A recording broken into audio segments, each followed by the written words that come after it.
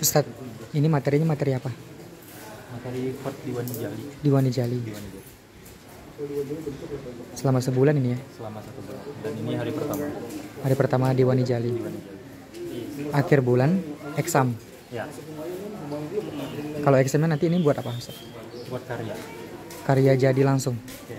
Jadi jam-jam 9 itu dikasih soal. Dikasih soal nanti mereka sesuai kreativitas mereka sendiri buat bentuk seunik mungkin. Nah, itu yang diujiankan dengan durasi waktu biasanya sampai jam 2 siang. Dan bentuknya macam-macam. Berarti seperti figural gitu ya? Bukan figural. Lebih ke apa ya? Kalau bisa lihat di karya, bisa seperti karya itu. Misalnya di poin nomor paling bawah, itu Diwani Jali ya. Nah, oke. Memang ada beberapa bentuk sih. Cuma mungkin ada namanya Humayun, bentuk Humayun. Itu bentuknya seperti kapal. Ada selendang seperti pisang, seperti apalah yang bengkok gitu. Nah, dan biasanya itu yang diujiankan. Bedanya Diwani sama Diwani Jali? Diwani Jali itu ditumpuk-tumpuk hurufnya.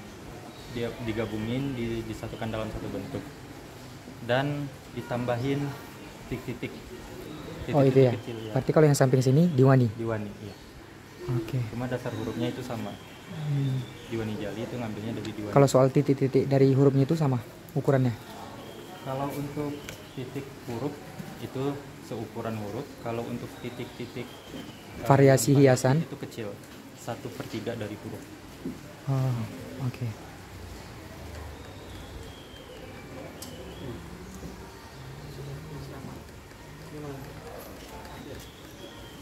Ustaz biasanya di cabang apa Ustaz? Naskah. Oh naskah. Kalau ini nanti dikumpul nih. Oke. Kalau untuk hari ini kan proses belajar per huruf ya. Nanti dikoreksikan di hari ini juga. Selama sebulan seperti itu, tiap minggunya ada karya jadi. Ya itu kayak simulasi ujian lah gitu ya. Nah, kalau untuk masalah cabang itu bukan di kelas ini. Di hari beda Sabtu. Lagi. Di hari Sabtu. Kalau ini benar-benar huruf, mau dia cabang kontemporer, dekor, naskah atau mushaf, itu belajarnya sama. Tapi kalau udah masuk cabang, yang ngolah hurufnya sesuai dengan cabangnya. Ini cabang dekorasi yang nyesuaiin ukurannya berapa, kolomnya seperti apa, pakai warna gitu. Kalau naskah ya murni tulisan gitu.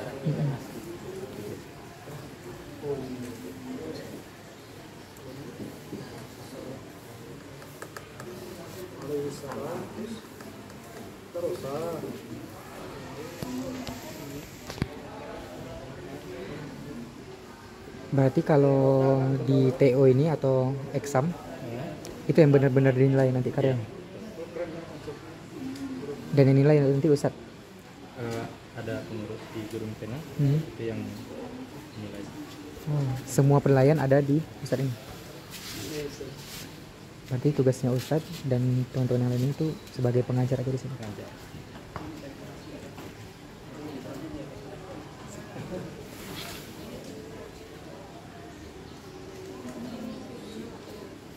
Kalau biasanya Ustaz di dalam MTQ itu kan ada parameter penilaian.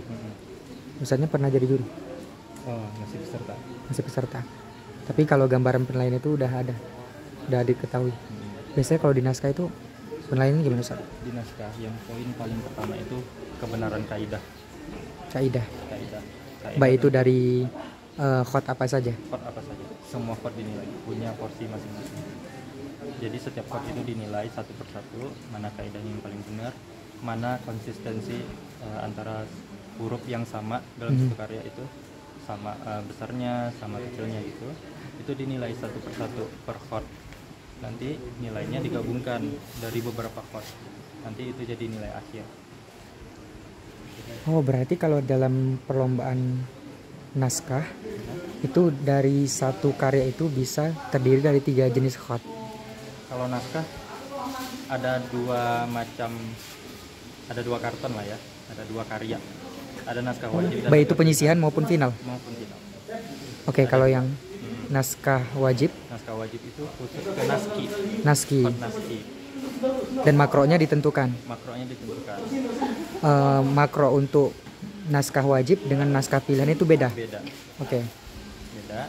Dan biasanya naskah wajib itu lebih panjang. Mhm. Nah, kalau untuk naskah pilihan biasanya lebih pendek, sekitar 4 baris sampai 5 baris per kali. Dan itu tergantung daerah. Ada daerah yang menentukan langsung jenis chord. Kalau naskah pilihan itu ada 4 chord wajib. Berarti ada 2 chord yang nggak dikeluarkan. Itu ada yang ditentukan, ada yang dicabut undi biar fair gitu ya. Nah, gitu. Jadi nanti kalau masalah penilaian, naskah wajib ada nilainya sendiri, naskah pilihan ada nilainya sendiri, nanti baru digabungkan di akhir. Tapi di balik penilaian kaidah, bentuk-bentuk kaidah variasi, ada juga penilaian yang misalnya kekurangan huruf atau kelebihan huruf. Biasanya di MTQ itu disebut jali. Nah, di bidang tilawah juga sama. Nah, itu memang biasanya agak fatal. Makanya banyak karya yang bagus tapi nggak juara karena pengurangan nilainya jauh sekali. Bisa itu nambah huruf, tasydid atau apapun. Berarti parameter utamanya hanya di kaidah saja. Kaidah sebenarnya.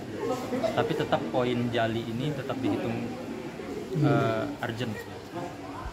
Bagian vital lah dalam penilaian, vital sekali. Cuma kalau untuk di LMK memang fokuskan kaidah. Jadi jali itu masih tertolong kalau kaidahnya bagus. Tapi di beberapa daerah ada yang memang benar-benar kalau udah jali ya udah langsung tersingkir karya. Nah gitu. Ustaz, saya melihat di karya naskah pilihan itu kan biasa kayak ada garis-garisnya juga tuh, karya-karyanya dihias gitu pakai garis. Itu termasuk dalam indikator penilaian juga atau tidak? Kalau di penilaian nasional yang dikeluarkan oleh juri-juri nasional itu dinilai kalau ada hot copy. Hot copy di naskah itu ngerjainnya kan pakai outline. Sementara desain itu juga pakai outline. Jadi ketersambungan antara hot copy dan outline dan desain itu yang menjadi nilai. Jika nggak ada hot copy maka nggak ada nilai desain. Jadi sekedar figura aja gitu, nggak ada nilainya. Tapi kalau ada copy, nah segimana rumit, segimana unik desainnya itu ada nilainya. Karena masuk ke huruf jatuhnya, karena nyambung ke huruf. Jadi jatuhnya ornamen yang membantu huruf. Gitu. Oke. Ya. Iya. Terus kalau ngajar di Wandi Jali aja Ustaz? Gimana? Ustaz di sini ngajarnya hanya di Wandi Jali aja? Enggak, dari awal. Oh iya, Ya. khusus kelas ini gitu? Jadi ada jadwal, memang jadwal ngajar, tiap part itu ada ditentukan. Biasanya karena memang pengajar di sini alhamdulillah banyak alumni. Biasanya kalau kebagian Senin itu setiap Senin aja. Jadi Selasa beda orang, Rabu beda orang, dan kelasnya itu pindah-pindah setiap minggu. Misal hari ini di kelas Sami Apandi, besok kelas di kelas Mira Ali atau Mustafa Ali. Jadi memang pindah-pindah setiap minggunya. Dan di sini ada 4 kelas. Jadi pas banget 1 bulan 4 minggu itu 4 kali pertemuan beda-beda kelas. Cuma pengajar untuk dalam satu regu pengajar itu sama setiap minggunya. Kayak pengajar hari ini di kelas ini orangnya akan sama terus di setiap Senin, gitu. Dan di kelas lain juga sama terus walaupun nanti kelasnya pindah, tapi pengajarnya itu. Nah, dengan Ustaz siapa? Said Fadil.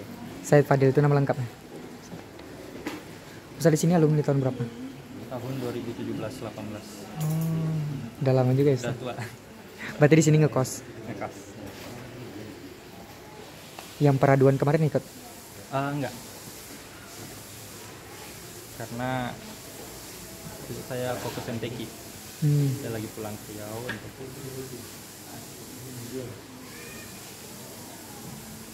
kalau ikut pakai topi di Sabah dan juara. Wow.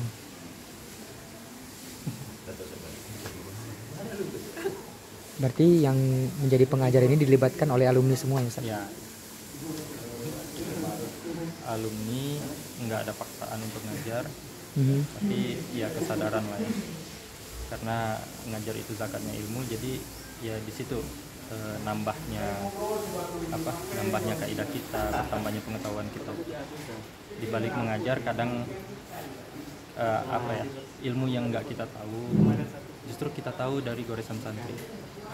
Nah, dari situ jadi ada keberkahan dan memang kesadaran masing-masing tanpa ada melibatkan unsur paksaan pada para pengajar.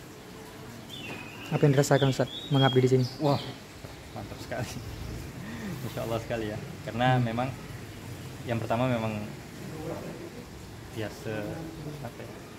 sehobi itu dengan kaligrafi, dan juga melihat teman-teman yang alumni LMK tapi nggak bisa lanjut, nggak bisa ngabdi, itu tuh ada rasa sedih lah di hati mereka. Nah itu yang kami rasakan, justru karena ya kalau misalnya nanti nggak di sini bakal sedih, ya harus dimaksimalin sebahagia apapun, sesusah apapun tetap ngajar. Dan justru sangat senang sekali karena bisa ngabdi ke LMK. Itu pilihan paling baik kok. Di bawah arahan Ustaz Didin. Tantangannya ngajar santri ini apa Ustaz? Ya, tantangannya ya harus selalu melihat karya master, harus paham dengan kaidah yang sebegitu rumitnya, dengan 7 macam chord dan ada cabang-cabangnya, harus memperkaya pengetahuan tentang kaligrafi. Karena setiap santri itu punya pemikiran yang luas, pertanyaannya random sekali. Kalau tidak dibekali dengan ilmu, tidak dibekali dengan kaidah yang matang, itu agak sulit untuk mengajar. Sejauh ini masih bisa dikendalikan Ustaz? Insya Allah.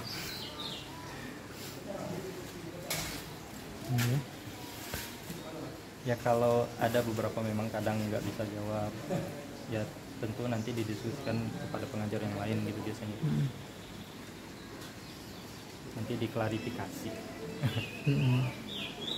Karena memang di bidang kaligrafi ini sangat banyak rujukan, banyak tempat kita mengambil kaidahnya di mana aja.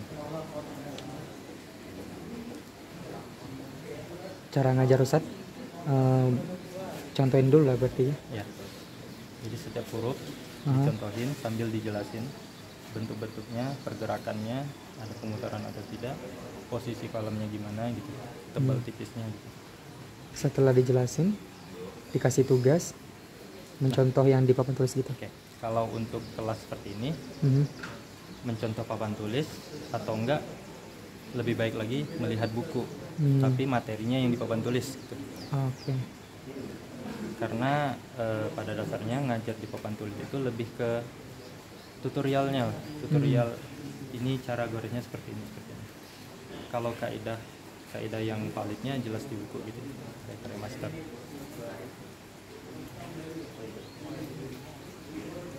Baru evaluasi. Baru setelah ini di hari yang sama evaluasi. Nanti siang dikasih tugas, sore evaluasi lagi. Siang kasih tugas di luar dari makro ini? Iya. Ada makro khusus untuk satu kelas, baru dikerjain. Sore evaluasi. Sore setelah asar baru koreksian lagi, evaluasi lagi. Koreksiannya di mana Ustaz biasa? Koreksian di mana? Kalau santri mau koreksian itu biasanya gimana? Dijadwalin. Memang udah masuk programnya ya. Jadi jam 4 udah harus ada di kelas, didata nama-nama ini di kelas ini, nama-nama yang lain di kelas yang lain gitu. Dan pengajarnya juga didata, untuk kelompok ini pengajarnya kelompok ini gitu. Jadi udah terstruktur dan tinggal datang ke kelas ini.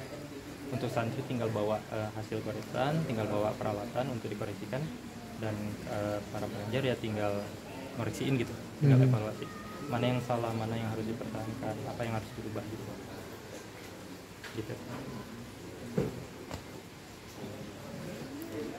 Kalau di Wanijal ini berarti setiap hurufnya juga ada ukuran titik-titiknya ya? Sama kayak yang lain juga. Fleksibel yang dimaksud gimana Sob? Misalnya kayak tinggi alif, itu tergantung ruang.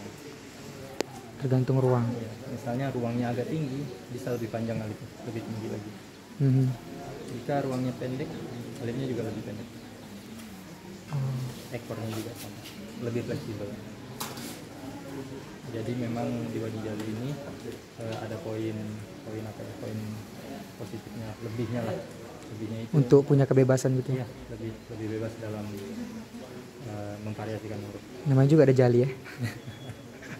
Tapi kalau di Wani itu baru sesuai aturan. Di Wani lebih ke apa? Lurus. Lebih ke lurus. Seperti Naski lah di Wani. Tapi nggak boleh membatasi seperti yang kita bilang tadi. Ya. Di Wani lebih punya aturan yang Baku. baku.